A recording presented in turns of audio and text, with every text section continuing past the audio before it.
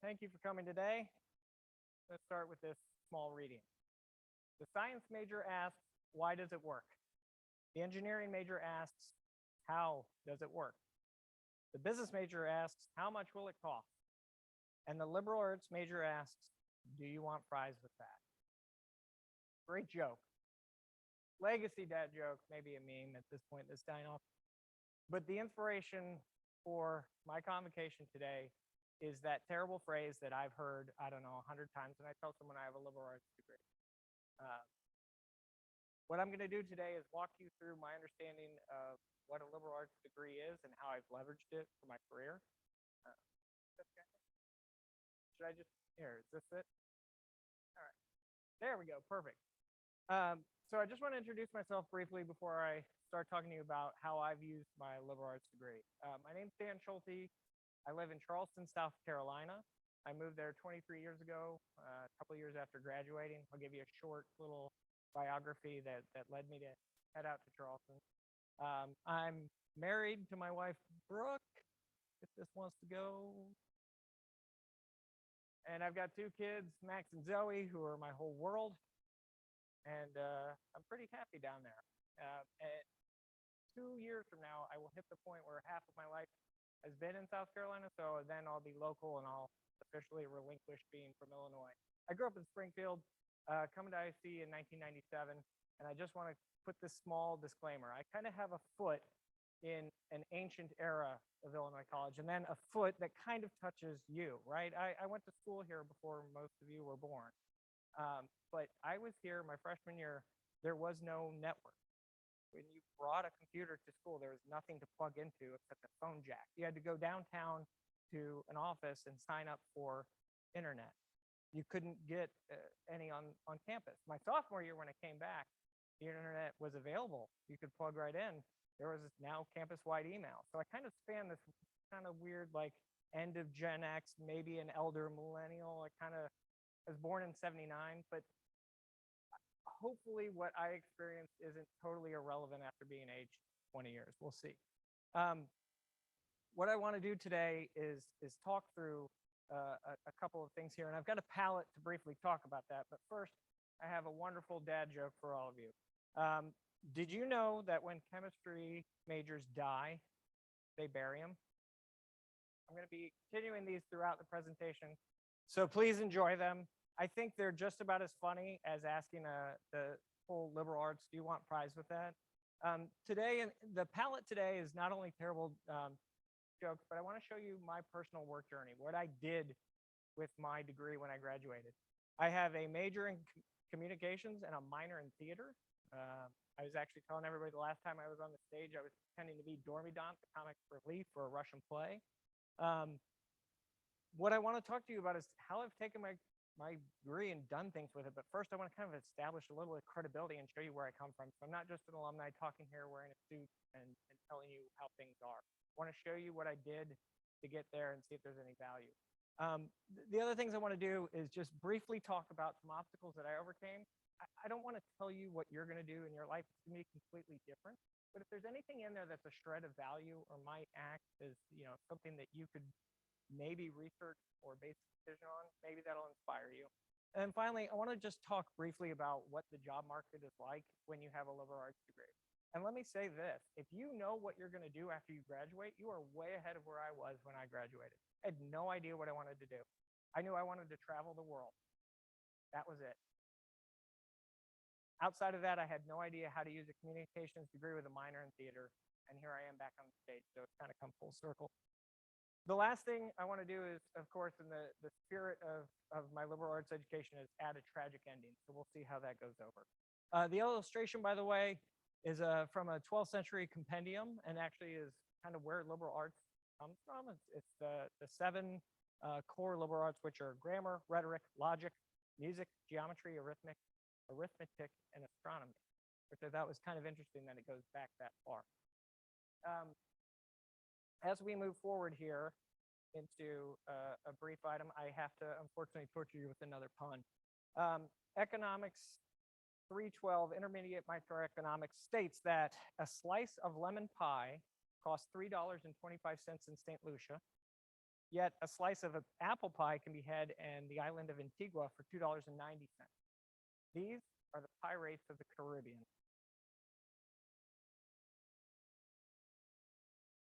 Is anyone familiar with Midjourney? You ever heard of it? One of the AI bots that generates art off of text input. On my tour of Illinois College, I didn't participate in the physical arts. I was banned from the pottery wheel in high school. Okay, I do not have artistic talent, but I can type text into a computer. So what you're about to see is images that were generated based on my job description. Okay, if you want to be a little creeped out, look at the fingers because AI is really bad at generating fingers. So this is my personal work journey. We're going to go quickly through this. This was my first and last day at Illinois College. So there you go. My parents dropped me off August 1997, and then I graduated in May 2001. So there you go, the younger version of me, not AI generated. When I graduated, I went to work for an airline. I went to work in Springfield at Northwest Airlines because I wanted to travel the world, and that's a great way to do it. Except when you join the airline industry in May 2001, because 9/11 changed everything about that career choice. And eventually, through a series of things that, if you want to ever hear the story, ask me, got me to Charleston, South Carolina, where I changed from a customer service rep who worked in a small airport to working in kind of a bigger one. And my big takeaway from that is, while I was working there, I learned to do everything. I knew how to do every job. When I moved to a management position, understanding how every job worked was really valuable and something I don't think a lot of managers do these days. From there, I changed careers because the airline industry was in fluctuation, and I moved to a company called Blackbaud, which most people here have probably never heard of, except maybe in the finance office. It is a nonprofit accounting software. And I did tech support over the phone, right? This is circa 2002. You don't screen share really then. It's mostly just doing everything over the phone. When I was there, I really transitioned my skill set from doing things in the airline industry to doing IT support. And I'll talk about this later, but the big thing that was my takeaway is I jumped into that job with kind of completely changing industry. And it didn't faze me. It didn't scare me. I didn't really understand why, but I kind of reflect on that, and I'll talk about it later. After a year of doing that, I moved to a different job, which was kind of different. I went to a beach bar outside of Charleston on Sullivan's Island, and I was a bartender for a year. That was a great year. There was a lot of stories I'm not going to tell on the stage from then, but I worked at Poe's Tavern. Edgar Allan Poe was stationed out on Sullivan's Island for a year, hence the name of the tavern. And ironically, he was there a year before Illinois College opened, so it's kind of an interesting tie back when I was looking up those dates. One of the things that I did while I was bartending and sitting at beach is I kind of reflected. I'd had this job in the airline industry. I had this job doing IT support, and I really didn't know what I wanted to do. So the next transition that I had was kind of conscious, and I think I paid attention to something I'm going to talk about in just a little bit about making a choice about what I wanted to do. From there, I went on and I returned to the corporate world. I worked for the MIL Corporation. Basically, this was my intro back to a professional job from working nights at a bar. That was a very interesting time because smoking was still legal in bars. And I would come home every day with my hair still in the smoke. And I transitioned back to a corporate world of wearing a suit every day. I did several years of consulting. Long story short, while I was in these roles, I found something very important, and that was getting certifications, which I'll talk about just a little bit later. The certifications I got were in project management for IT projects. May not be applicable to you in your roles, but certifications are highly prevalent in almost every industry these days. And if you aren't thinking about what certs you need to get when you graduate and pursue a career, that might be something you want to start looking into and possibly researching. If you're a senior, I highly recommend it. I got my 2 certifications, and it kind of changed the way I was doing work. Instead of just doing the work that was presenting itself to me every day in my inbox, I started shifting to helping the clients plan work and starting generating projects, and led to some really interesting career growth for me. As you can see, I kind of transitioned to a different role. From there, I got hired by a company out of Washington, D.C., and they wanted me, oh, that's kind of dark. They wanted me to come and change my role again. So instead of managing projects, now they wanted me to go to all of their different projects and help drive the project's pace and speed and give feedback and kind of do analysis and reports on how things could run better. So I kind of became a consultant and moving around from there. One of the last things I did at that job was I transitioned from helping projects run faster to helping start trying to get the project to the company, right? They can't just walk in and tell customers how to do things. They need to put out a bid and essentially generate the work off of a contract. That's called business development as an industry term. And I transitioned into that role and started essentially trying and win work. One of the contracts we won was big, and another company came and asked me to work for them and to help them win a big contract. And they did. It was an $88 million contract. So that was like a milestone. Like, wow, I didn't do all the work. I just wrote the part of the technical volume that won it, but that was significant. Felt like I was kind of changing the way I was doing things. From there, I worked there for a couple of years in DC. I was given an ultimatum of come to DC every day. I had a 3-year-old and a 1-year-old in Charleston. It was not going to happen. So I started working for a different company in Charleston called Booz Allen Hamilton. They're a very big consulting company. You'll notice the image changed here.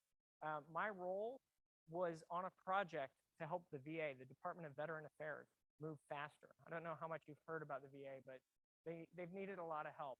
And I could tell 100 stories about this, but I'll just say there was a building that the VA actually had that was full of paper, and it got structurally condemned because it was actually too heavy, all the records they had. So we helped the VA transition everything digital. The big project that I did that I can hang my hat on, I helped them take a bunch of technology they were paying for that's costing $8 million a year, move it to Amazon's web services where it cost them $800,000 a year. And we sped everything up pretty significantly. That felt really good as a project because I got to help veterans and was really kind of something neat. Then the pandemic hit. Right? I had to find something to do because I am not somebody who idles well. And I ended up getting involved with the gift of adoption. I'm going to just take a quick soapbox here for a second. If you or anybody in your life has been affected by adoption, I am an adopted child. This is something I'm very passionate about. I'm on the board in South Carolina. We raise money to put families together. As of last year, we've raised $480,000 over a couple of years. Let's see, it's 161 children with parents. So if adoption is anything you've ever considered in, I will say this. I worked for that company, the financial company that helped nonprofits. Gift of Adoption gives 100% of all donations to children. They don't take anything to run. It's a very small and lean organization. So if anybody in your life is influenced by adoption, please tell them about Gift of Adoption. The corporate headquarters for the nonprofit is in Chicago, heavily present in Illinois, and it's something I'm very passionate about. If you are interested in this or want to know more, please connect with me. But that's what I spent a little bit of time doing. I'm still on the board, still very active there. Last piece of this to move forward is my current job. I changed industries again from doing consulting work, implementing software, to cybersecurity. I work for a company called Proofpoint now. You've probably never heard of them, but what they do is about 90% of market share for email protection. So think very large companies are our customers. Pfizer, Comcast, Best Buy, all kinds of very large entities that have employees all over the world that need their devices protected, their emails, everything like that. You would be absolutely floored if you understood the depth of espionage that goes on in the corporate world. It's kind of mind-blowing. Please consider your safety, and I was talking about this earlier. Don't have the time to go into this. If you think that your incognito mode is keeping you safe on your browser, or that because you reject the cookies that you're not being tracked, please Google digital fingerprinting sometime. You need to understand what companies are doing to track us. It's kind of crazy. All right, so that was my journey. Briefly, let's talk about why I just, here's the last horrible image generated, giving a convocation about do you want fries with that. So look at the fingers. AIs have a long way to go on fingers. All right. If you have, we go back. There we go. If you have LinkedIn on your phone, here's the QR code. If you don't try and install it now. The signal's probably not great, but please connect with me. You being present here, I would like to offer anything I can do to help you in your career. You know why? When I was a senior, no alumni came here and talked to me. Nobody told me, hey, it's okay to not know what you want to do. If you want to ask me questions, I'm going to be in Cummings after this. You can do it then, or you can do it online. Just message me, tell me what you want to do. Also, I offered this to a couple students earlier. Go through all my contacts, right? Find somebody in your industry you're interested in. I'll be happy to introduce you. And I also encourage you to look at IC alumni. Just by going here, you have the same experience as someone else. Maybe you can find them in a field that you're interested in. Maybe somebody's working on a project you want to know more about, but that's on you to do. This is my offer to do it because we don't have time to do that right now. Okay? That's a great way to connect and talk to people who are out there in the world. The platform can be a little tiring with the amount of hustle culture and things like that, but using it to network and connect to people is a great method. From my summary here, I just want to reiterate. When I graduated, I was a terrible student. I think I had like a 2.3 GPA. I was not a good student. I had a good relationship with some professors, right? But I was not very good academically. I had no idea what I wanted to do. But as I went through this career, I started to form ideas, and I was like, man, I wish I would have known how to do this stuff when I was somebody told me. And I don't know your situation. You're unique. It may just be a convocation credit for you, and if it is, awesome, because I know everybody needs that. You can write, he was interesting, and I'm glad he didn't have creepy fingers, and you can get your box checked. But when I look back at my liberal arts education, I see some connections to things that have happened in my career. And when I thought about it for putting this presentation together, I was like, oh, wow, there's connections here. And that's the rest of the presentation. Does anybody have any questions before we go forward?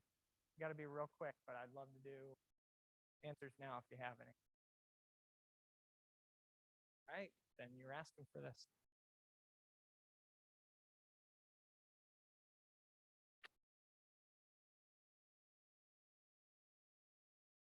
In the spirit of romantic literature, liberal arts, and all the classes that I had, I'm going to read you a poem now. Just as a note, my father gave me this poem before I graduated. That's why I'm bringing it up as relevant. I have read this continually as an adult, out doing jobby job stuff in the jobby job world. And I want to share it with you because I've found things in here that applied to me. There's a line that I use in here when people have lost in their family that I like to share with them. And this has just meant a lot to me. So again, just sharing it. Maybe you like it, maybe you don't, but this has been something that's been impactful to my life. Go placidly amid the noise and haste, and remember what peace there may be in silence. As far as possible, without surrender, be on good terms with all persons.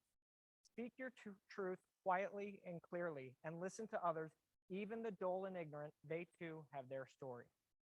Avoid loud and aggressive persons. They're vexatious to the spirit. If you compare yourself with others, you may become vain or bitter, for there always will be people who are greater and lesser than yourself. Enjoy your achievements in your business affairs, for the world is full of trickery, but let this not blind you to what virtue there is. Many persons strive for high ideals, and everywhere life is full of heroism. Be yourself, especially do not feign affection. Neither be cynical about love, for in the face of all aridity and disenchantment, it is as perennial as the grass. Take kindly the counsel of years. This will take you guys like 20 years to get to. Gracefully surrendering the things of youth. Nurture strength of spirit to shield you in sudden misfortune, but do not distress yourself with dark imaginings. Many fears are born of fatigue and loneliness. Beyond a wholesome discipline, be gentle with yourself. You are a child of the universe, no less than the trees and the stars, and you have a right to be here. And whether or not it is clear to you, no doubt the universe is unfolding as it should. Therefore, be at peace with God, whatever you conceive God to be. And whatever your labors and aspirations, in the noisy confusion of life, keep peace in your soul. With all its sham, drudgery, and broken dreams, it is still a beautiful world. Be cheerful, strive to be happy.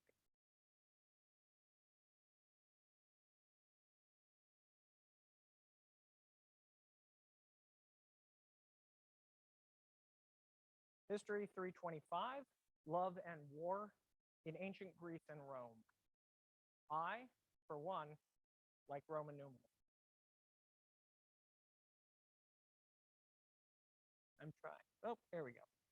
All right. So this slide here, I want to just briefly talk about the fact that you are going to encounter obstacles in your career. Big surprise, I'm sure, for everybody.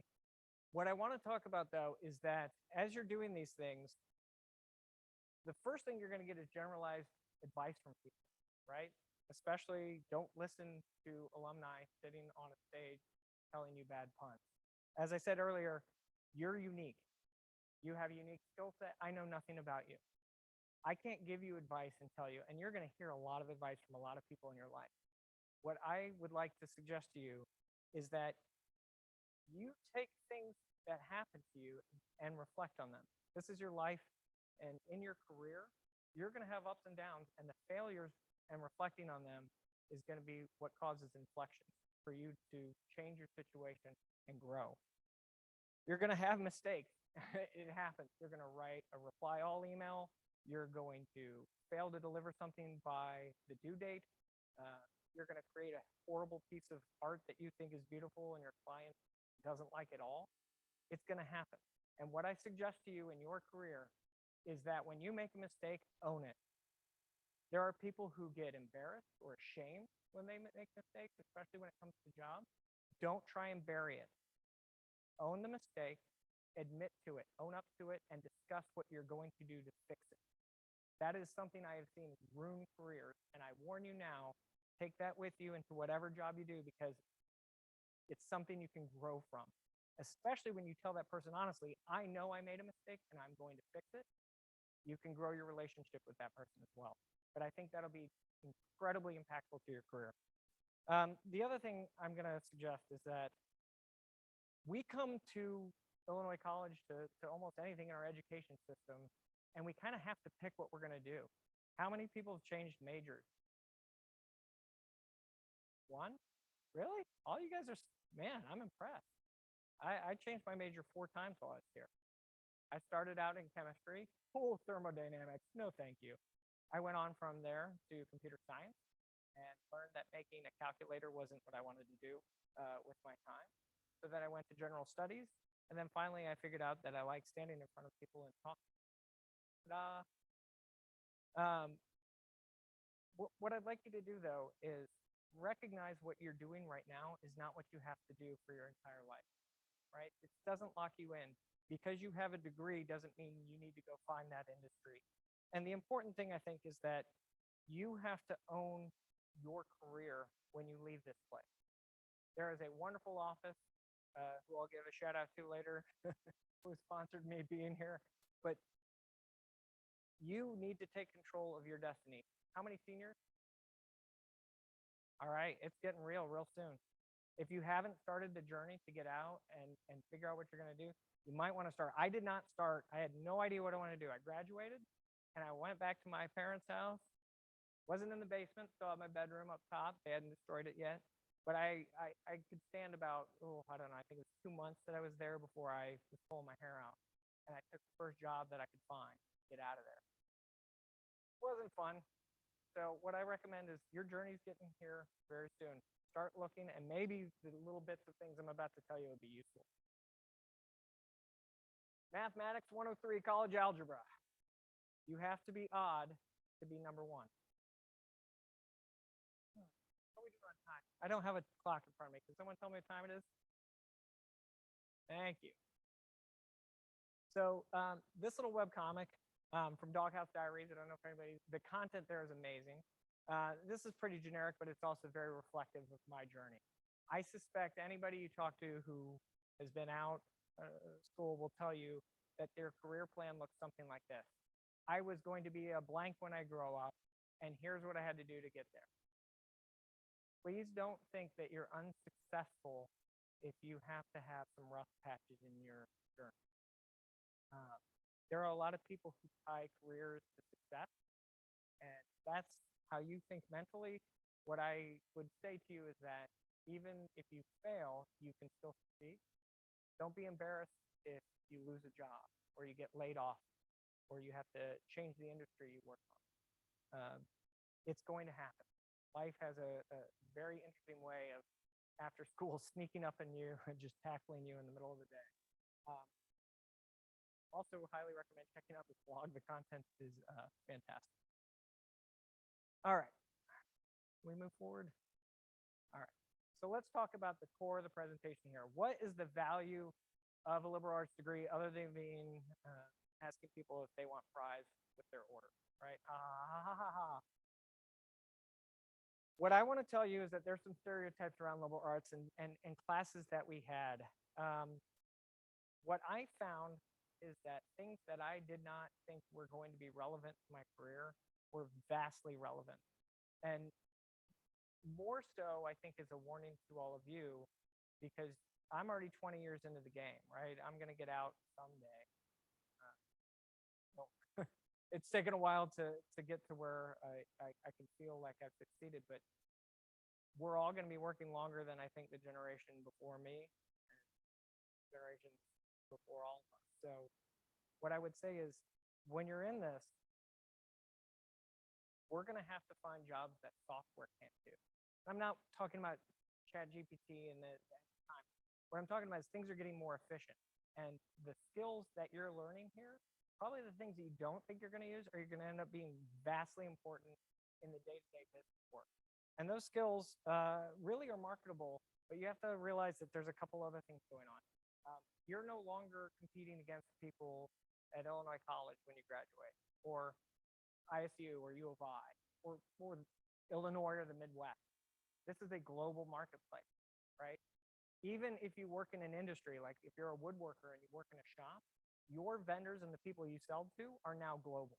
That's the world we live in. The teams that I work with today, my typical day when I sign on, the first people I'm talking to, I drop my kids off at school, East Coast time, 6 a.m. We get up, get out the door, drop them off, and I'm back home at 7 a.m. It is an early day for those poor kids. But when I sign on at 7 a.m., I have people in India waiting to talk to me. I talk to my team in Israel. I talk to my team in the UK. I talk to my team in Boston, and I talk to my team in California as the day goes on. Those are the people who are doing software engineering, and they're all doing it for one company based out of California. Now multiply that across all the business in all the world. You are all going to have to compete against anybody who speaks English in this world. That's a lot of people. There are a lot of people that are going to be trying to do what you're doing for a different company. So good luck out there. What's going to be your differentiator? And I think the liberal arts degree might help you a little bit there, because when I talk to people from different cultures and I interact with them, I'm leveraging things that I learned here, and I'm using skills that I didn't really think I'd use. Having this broad education gives you a foundation to stand on. And really, I think your electives might come in handy, especially when you have to change jobs and go into something or learn something new that you haven't really dealt with before. What I'm going to try and do now is do one slide of quantitative analysis about the value of a liberal arts degree. Just use one study and look at some numbers.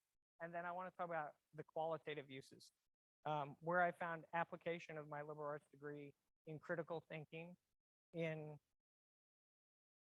getting to know the global market and cultural competency that you need to work with people from other countries, and then also the career malleability I've talked about, right? Remember, I've changed jobs several times. A couple of them were from completely different. So I'm going to briefly touch on those items, and please let me know if you have any questions as we go along. This is from one study. Again, it's not a very broad set of data. It's from this 2019 Georgetown University. It's a little dated. Illinois College is in that study if you ever want to go take a look. But the thing here that I thought was really interesting is that short term, when you get out of school, there's a lot of people complain with a liberal arts degree that you're not going to make as much money as if you had an engineering degree, or if you were a carpenter, or if you worked in HVAC, right? And I think this study correlates to that. It says that in the short term, you do not have a degree that can compete with other degrees. But in the long term, you can see career growth leveraging the skills that you learn in the liberal arts education against other degrees. So there's the quantitative approach, right? The rest of this is going to be from my heart, my opinion, but at least we've got a little data to back up what I'm about to talk about. Any questions on that? All right. Wow, thanks, Emily. That was very nice. Sorry, everybody, I'm in business mode. Return on investment, ROI. Usually I'm so good about calling out acronyms, and gosh, I appreciate that. Return on investment. So the money and time you're putting in here, you'll get back hopefully tenfold. We'll see. very much. So briefly talking about critical thinking, um, I don't want to lecture you or talk about what critical thinking is. You should know that already. What I want to talk to you is there's a problem in business. There's data everywhere. There's information overload, right? If I give you data, it doesn't necessarily make it useful in any way. Here's a fun fact. In the past 17 years, 37 deaths and 113 injuries have been caused by falling vending machines. You've got data now. What do we do with it? The same kind of problem happens in companies. There is just vast amounts of data from your customers, from your internal users, from the software we use, et cetera, et cetera. Something you should have learned in your time here is critical thinking. If you haven't, maybe it's buried under some rocks and you can help move those around. But the ability to take data and then form meaning out of it, to ask yourself questions, to walk through a data set and say, what is our business trying to do? How should we get there? That's going to be something that I hope you find buried in the education of the classes that you had. And then the analytical thinking, this is a really wild ride. You know how I talked about winning a contract earlier? The biggest thing I can hang my hat on is when I was working for that Department of Veteran Affairs contract, the contract came up for renewal.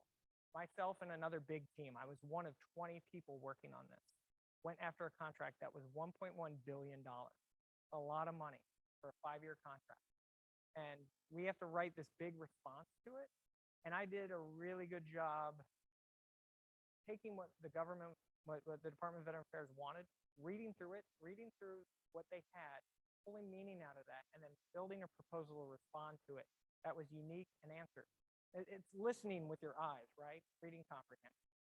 Why could I do that? And when I think about it, it's because I sat in Dr. Bowling's romantic literature 300 level class, and he asked us to give back feedback on what our opinions were of what the imagery in romantic literature were. I didn't like that class at all. I didn't like writing those papers, but I did it. And I think it taught me how to look through a performance work statement, something I don't want to read, and go through and say, what is happening here? What do they really want? And so I challenge you to look at your education. What are the classes you took and what did they teach you? Because you know what that's going to be useful for? If you're about to graduate and I'm hiring you, I don't care about the clubs you're in. I don't care about what activities you're doing. I want to know when I put you in this job, what can you do? And if you can analyze information, if you can think critically, I will hire you immediately. Right? That is a skill. If you can take data from my company or my job and you can apply it to making decisions. All right. Let's talk about cultural competency. This is not going to take a lot of time, but I want to talk about the humanities that are taught at this school and how they end up applying not just to who we are in the business world, but who we are as people.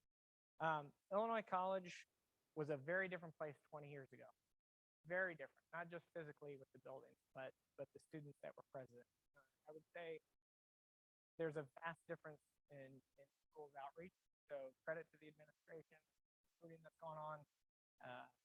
It's nice to see a student body that's a little more reflective of the world. When I look at what I learned here, history, language, social sciences, I didn't think it would have an impact on my day-to-day, right? But having, one of the things I mentioned, being in a Russian play, standing on this stage, I didn't know I'd be working with Russians and Belarusians on a day-to-day basis. I got a small understanding of their culture before I had to be somebody they interact with every day. You, again, are going into a global workplace, knowing things about history from other countries, knowing about the political landscape, understanding law from other places, philosophic discussions, art. Those are all important things to engage with people at a humane level. And building a cultural understanding between you and the other people you work with is key to building a work culture. And you're going to see the stuff online about, companies trying to, yeah, we're all friends here. That's not what I'm talking about when I say work culture. What I mean is, what is your team like? What is it like working day to day on Zoom? I work fully remote from Charleston, South Carolina. I'm by myself in my office at my house, wearing sweatpants and a t-shirt, right? I don't wear this to work. That's for you guys. right? I'm kind of jealous. People look comfy right now. But the takeaway there is I don't go into an office. I don't meet with these people. We have a virtual understanding of what the day-to-day is. But you know what? You got to kill 15 minutes when you're waiting on somebody to show up for a meeting, and it's kind of awkward just to sit there quietly. So what I encourage you is to take the things that you've learned here and ask yourself, how do you use that in a large world that you're about to enter? And you might want to think about this too. A lot of the stuff that we do online, how can you take what you've learned in your classes and apply it there? Trying to build an icebreaker that people from 5 different countries can do is kind of an interesting question. All right. Outside of that, I just want to say again, if you think this doesn't apply to you because you're going to go work at Uncle Tom's workshop and just build the widgets that you and Uncle Tom build, I ensure you that I have a couple friends who have very small businesses, and they're shipping things all over the world. They have to hire translators to be able to get to the markets they want. So please think about the fact that you are in a school that has reach to teach you to go to the greater world. All right, time check, anybody? Shout it out. All right, thank you very much. The last piece that I want to talk about with the value of your liberal arts degree. A lot of you didn't change majors, apparently. I did. All right. So reforging of my brain. This is just going to be a quick talk. This has no scientific basis, right? Qualitative from my heart. But what I think this school taught me, what I learned from going from different electives, different classes, from stumbling pretty hard, is that you can be taught new things, that you can change. It seems like a pretty easy thing to say, but I want to go over a couple items here. I'm calling it malleability. That's usually working with metal and shaping metal into things that you want to reshape them to. And I think we all have that ability as humans innately, but I think Illinois College kind of instilled that into me. And maybe it was me and my personal journey changing majors 4 times. You know, maybe that was just unique to me. But I also look back and I think, well, I got a little bit of constitutional law. I didn't go into lawyers, but I understand that piece. It didn't make me scared when I had to go read regulations. And I'm not very good at math, but I can look at an Excel spreadsheet and I'm pretty much slay it, right?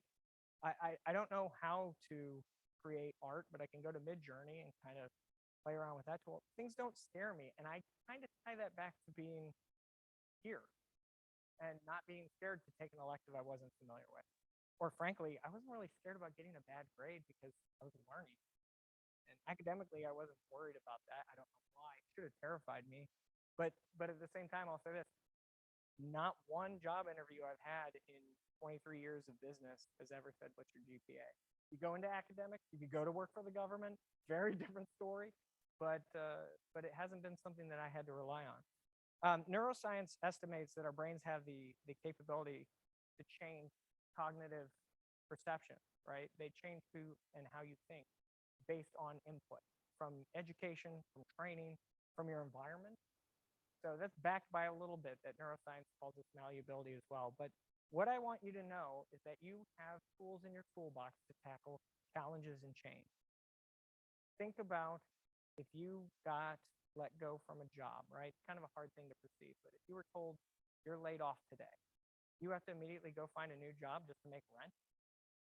If you have a family, you have to rely on your savings until you can go find a new job. There's some people who will immediately go and look for the exact same job. What I'm telling you is that it is capable to change, and you should think about all the things you do here, because if you have one career in mind, there's probably at least a dozen that you can do. In the previous items when I talked about this, I embraced a lot of changes and I didn't hesitate. I just jumped right into something. And that was mostly, I think, because I did a little bit of everything here. So I wasn't really scared. I don't know if you feel the same way, but it's made me malleable. And I hope that was any use to you. If it wasn't, maybe this fantastic pun will be. Biology 109, plants in society. What do trees feel in the spring? Relieved. All right. So you're about to graduate. I want to just briefly talk about this from a perspective. Over my career, I've probably managed more than 1,000 people. I work in an entire division in the cloud security group now, managing multiple teams, kind of do the day-to-day operations of the software development life cycle. Oh man, I oozes out when you start talking about that stuff. But day-to-day, I oversee what customers want, huge customers. Comcast is onboarding with our company. They have like 90,000 employees that are using our product. Managing customers like that, what they want day to day, bringing it into teams, processing it, keeping it status, and then giving it to the executives so they know what's going on. It's a crazy job. And day to day, it's so interesting to understand the things that I learned here, right? How to work in groups, how to talk to my professors, how to email, do digital communication, how to manage all of that. What I want to tell you is when you're coming into this, I've got a lot of experience looking at people's resumes. Search the job descriptions that you want to work at, but not for the one company, right? Go look at a dozen. Look at small companies, look at big companies. Figure out what the generalized description of that job is. Look at those descriptions. What are the skills that they want? How do you put that on your resume? How do you get the certification? What software are they using? Think about those things when you're building what you're chasing, because that's what a hiring manager looks for. Again, I don't mind that you put accolades in there that you got from college, but it's not going to affect my hiring decision. I want to know what you're capable of. Can you go into a meeting? Can you use the software that my company uses? Look at other job descriptions instead of the one you're going after for, and try and adjust your resume to reflect the abilities that they're looking for in that industry. I just mentioned the software. If they say, hey, you've got to be able to use Excel, go get a certificate in Excel, right? They're free online. They're really easy to get.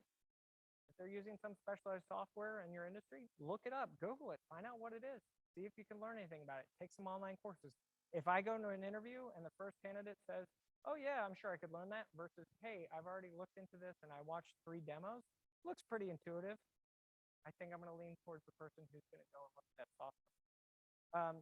Certifications that I mentioned, I want to say this very clearly. People say things are worth their weight in gold. My certificates have driven career growth for me in an insane way. I can't tell you how many times I get emailed probably 10 times a week just for my certifications with people who want me to show more. Just job recruiters blatantly sending, blanket emails, but I get them a lot, and it's because of these certifications. They are not worth their weight in gold, iridium or platinum, right? They are a higher tier of value. Please look into your industry. Please look at the certifications and pursue them. If you can get something before you graduate, seniors, it's going to set you up for success. The other thing you should do, read about algorithms that review resumes, right? We all know the fun trope of we attach our resume, we fill out all the fields, and have all the information that's in our resume. We've done that before, probably for a job. There's an algorithm behind submitting your attachment, and it reads your resume. The terms that you put in there are key to getting your resume pulled and reviewed by a hiring manager. Read about the algorithms, understand how they work, and format your resume to be friendly to those algorithms, especially when you're applying to a large company. If it's a smaller firm, or you have a direct reference where you can put a resume in someone's hand, you can make that one stand out. Find someone in your network or your industry and network with them. What does network mean? Reach out to them. Hi, my name's Dan Schulte. I'm interested in working in the airline industry because I want to travel. I see you work there. Can you tell me a little bit about it? How do I get started? That seems a little bit awkward, but by default, everybody in this room, we all have a connection with anyone who went to Illinois College. If you go on to LinkedIn, again, avoid the hustle work culture stuff, that's exhausting, but you can search for people who went to IC. You would be surprised how excited any of us old fogies will be to hear from you, right? We might ask you some annoying questions. They have a snack bar in Baxter? What? We will trade that little bit of information that you're willing to share with us for some advice that may jumpstart your career or get you in touch with somebody, right? Last piece I want to tell you is that your job interview is not just deciding if you can do the job. It's also them deciding if they want to work with you 5 days a week, hopefully 4 days a week for some jobs. Please consider when you go into a job interview, watch the tones that you use, can come off as arrogant if you're trying to sell yourself too hard. Just try and be friendly, right? Sell yourself as a person too. My final thought today is to share your worth.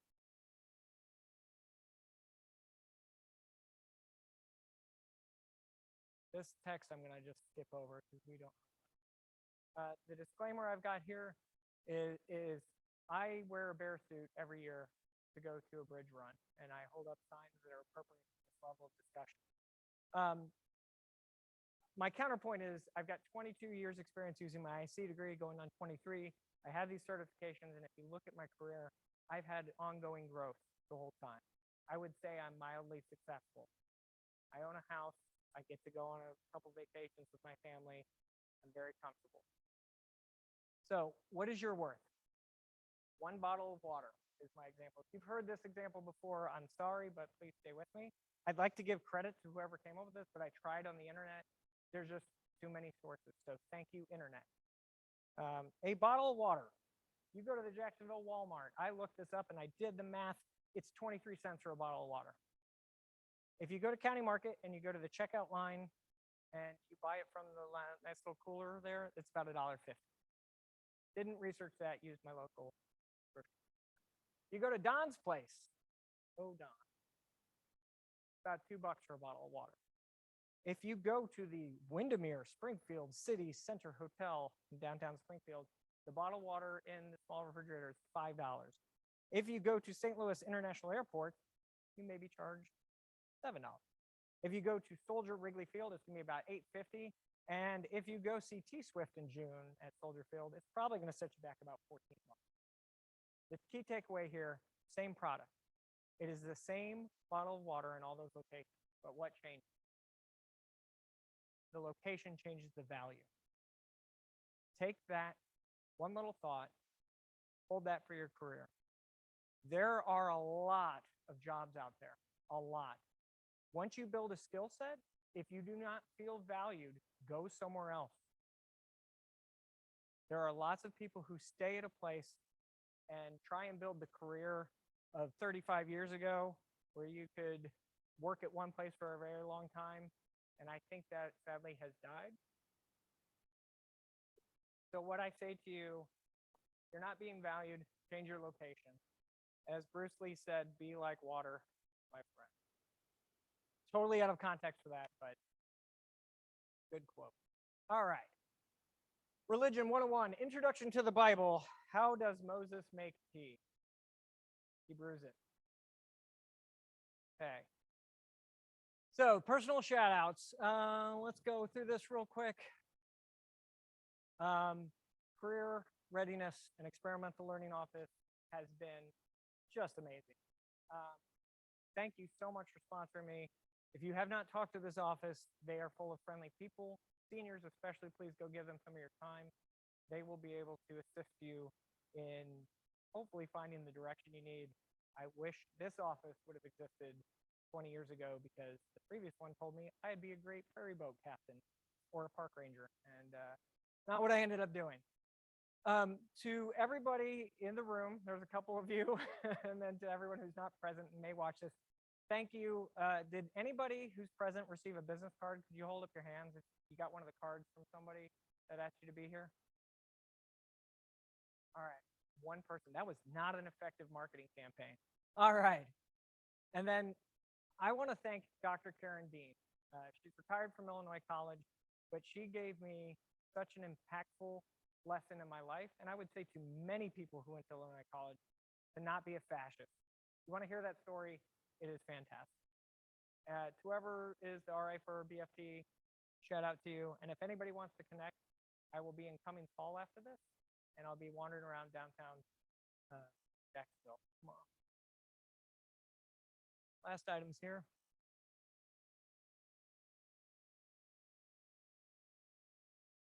I'll read you an excerpt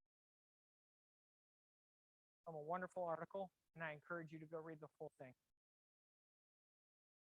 We're so young. We're so young. We're 22 years old. We have so much time. This is a sentiment I sometimes sense creeping in our collective consciousness. We lay alone after a party or pack up our books when we give in and go out. that it's somehow too late, that others are somehow ahead, more accomplished, more specialized, more on the path to somehow saving the world, somehow creating or inventing or improving, that it's too late now to begin a beginning, and we must settle for a continuance, for commencement. When we came to Yale, there was this sense of possibility, this immense and indefinable potential energy, and it's too easy to feel like that slipped away. We never had to choose, and suddenly we've had to. Some of us have focused ourselves. Some of us know exactly what we want. We're on a path to get it. You're already going to the perfect med school, the NGO, or doing research. To you, I say both congratulations and you suck. For most of us, however, we're lost somewhere in the sea of liberal arts, not quite sure what road we're on and whether we should have taken it. If only I would have majored in biology. If only I would have gotten into journalism as a freshman. If only I had thought to apply for this or that. What we have to remember is that we can still do anything. We can change our minds. We can start over. Get a post back or try writing for the first time. The notion isn't too late to do anything. It's comical. It's hilarious. We're graduating college. We're so young. We must not lose this sense of possibility, because in the end, it's all we have. I encourage you to check out the rest of that article. It's very good. Thank you, everybody. Appreciate your time.